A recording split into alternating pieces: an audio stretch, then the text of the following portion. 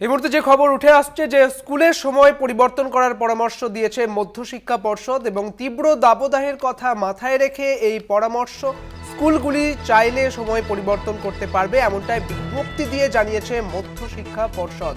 স্কুলের সময় পরিবর্তনের পরামর্শ দিয়েছে মধ্যশিক্ষা পর্ষদ। আপনারা জানেন যে দাবদাহ চলছে, সেই তীব্র দাবদাহের কথা মাথায় রেখেই এই পরামর্শ দিয়েছে মধ্যশিক্ষা পর্ষদ। বিস্তারিত জানবো, আমাদের সঙ্গে রয়েছেন আমাদের প্রতিনিধি শুভঙ্কর মণ্ডল। শুভঙ্কর, ঠিক কি জানতে পারছো মধ্যশিক্ষা পর্ষদের পক্ষ থেকে স্কুলের সময় পরিবর্তনে কি বলা হয়েছে?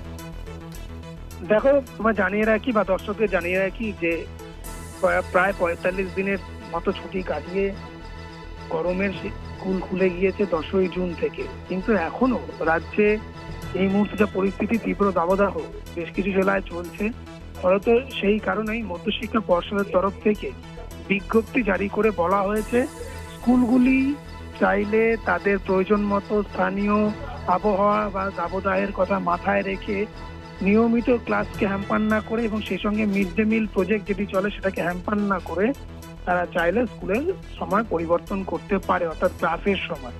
এ যাবৎ সময় অর্থাৎ বিগত বছরগুলোতে আমরা দেখেছি যখন এরকম দাবদাহ চলে তখন কিন্তু ছুটি শেষ হয়ে গিয়ে স্কুল খুলে গেলেও স্কুলগুলির সময় পরিবর্তন করে মর্নিং শিফটে হয়ে যায়, অর্থাৎ পড়ুয়ারা মর্নিং এ ক্লাস করতে আসেন।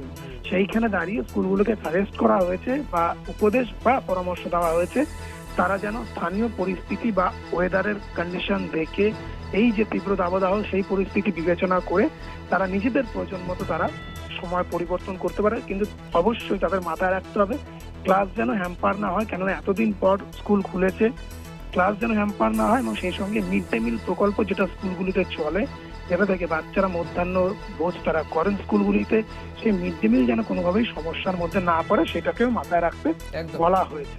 অনেক ধন্যবাদ শুভঙ্কর তোমাকে। আমাদের সঙ্গে ছিলেন আমাদের প্রতিনিধি শুভঙ্কর মণ্ডল। আপনাদের জানিয়ে রাখি যে স্কুলের সময় পরিবর্তনের পরামর্শ দিয়েছে মধ্যশিক্ষা পর্ষদ। যেহেতু তীব্র দাবদাহ চলছে দক্ষিণবঙ্গের বিভিন্ন জেলায় এবং সেই সঙ্গে আরও বেশ কিছু জেলায়, এবং সেই কারণেই এই তীব্র দাবদাহের কথা মাথায় রেখে মধ্যশিক্ষা পর্ষদ এই নির্দেশ দিয়েছে বিভিন্ন স্কুলগুলিতে।